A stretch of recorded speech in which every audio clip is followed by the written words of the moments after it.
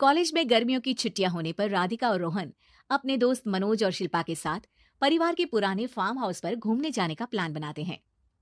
Guys, तुम दोनों को वो फार्म हाउस बहुत पसंद आएगा। बचपन से ही वो मेरी और रोहन की सबसे पसंदीदा जगह रही है। पर मैंने तो इतने सालों में तुम्हारे मुंह से कभी फार्म हाउस का नाम तक नहीं सुना। बचपन में फार्म हाउस जाते थे, लेकिन फिर अचानक सबने वहां जाना बंद कर दिया और वजह कभी किसी ने बताई नहीं। पर अब हम चारों मिलकर वहां धमाल करेंगे। इसी तरह बातें करते कुछ घंटों का सफर तय कर चारों शहर से दूर ऊंची पहाड़ी पर बने राधिका और रोहन के फैमिली फार्म हाउस पर पहुंच जाते हैं। वाह यार, ये तो बड़ा ही सुंदर है। पूरा घूमोगे तो और अच्छा लगेगा, लेकिन उससे पहले सब फ्रेशन अप हो जाओ, फिर साइट सीइंग के लिए जाएंगे।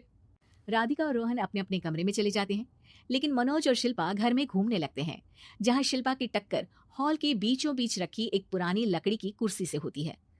आह, लग गई रे माता, इस कुर्सी को बीच में किसने रखा हुआ है?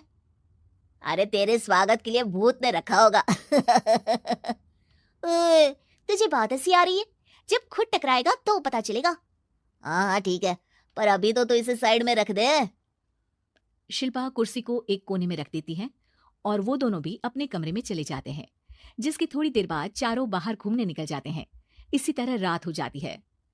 फार्म हाउस में वापस आकर वे लोग सीधा सोने चले जाते हैं। आधी रात को मनोज की नींद खुलती है। बड़ी तेज प्यास लगी है, पानी साथ लेकर सोना चाहिए था। अब रसोई तक जाना पड़ेगा। मनोज आंखें मलते हुए कमरे से हॉल में आता है और अचानक रास्ते में रखी कुर्सी से टकराकर जमीन पर गिर जाता है। अरे मर गया रे दादा।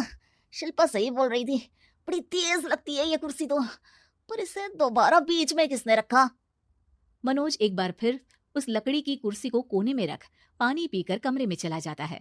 अगली सुबह जैसे ही चारों की नींद खुलती है तो उन्हें अपने बेड के पास साइड टेबल पर चाय का कप रखा मिलता है, जिसे देख वो खुशी खुशी चाय पीकर तैयार होकर कुछ देर बाद हॉल में मिलते हैं। थैंक यू यार राधिका, मुझे नहीं पता था कि तू इतनी अच्छी चाय बनाती है। वैसे मुझे उस बैठी की बहुत जरूरत थी।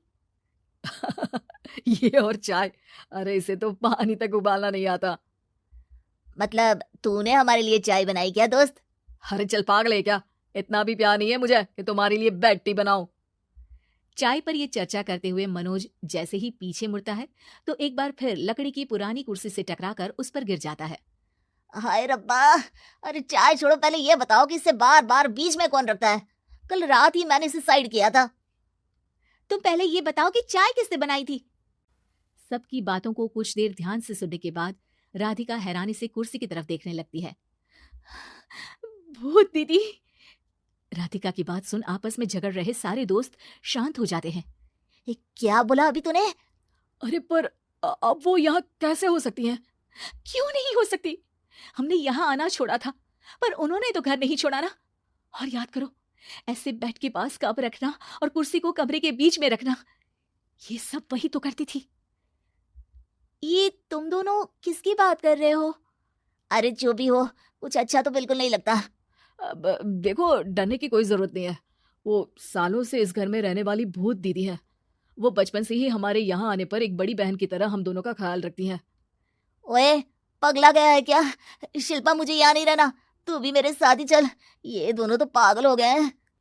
जहां मनोज डर से वापस जाने की बात कर रहा होता है, वहीं शिल्पा अपने फोन में बिजी होती है। क्या तुम्हें यहाँ की सिचुएशन समझ में नहीं आ रही जो फोन में लगी हो? जिससे जो करना है करो, मैं तो जा रहा हूँ। मनोज हड़बड़ाहट में अपने कमरे की तरफ जाता है, जिसके साथ राधिका और मोहन भी उसे रोकने के लिए पीछे पीछे जाते हैं।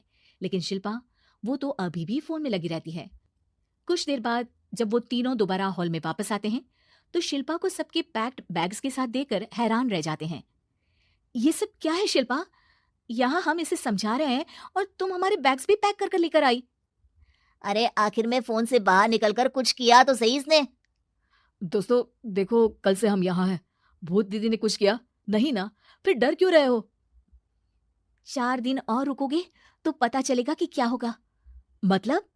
इस पर शिल्पा उन तीनों को फार्म हाउस से बाहर लाकर फोन में पुरानी न्यूज का आर्टिकल दिखाती है। सालों पहले यहाँ रह रही औरत ने अपने दोनों बच्चों को सुबह सुबह दूध में जहर पिलाकर मार दिया और फिर हॉल में उस कुर्सी पर खड़े होकर खुद भी फांसी लगा ली थी। तुम्हारी बातों से मुझे इस केस की याद आ गई गूगल किया तो पता चला कि ये वही फार्म हाउस है। अभी भी यहाँ रहना चाहते हो, जिससे कुछ दिनों में वो सबको थोड़ा थोड़ा जहर देकर मार दे? अरे पर ये दोनों तो बचपन से यहाँ आ रहे हैं, फिर इन्हें अभी तक कुछ क्यों नहीं हुआ? वो तो पापा बताते हैं कि हम आते थे। हाँ, और मुझे भी एक बार का ही याद है।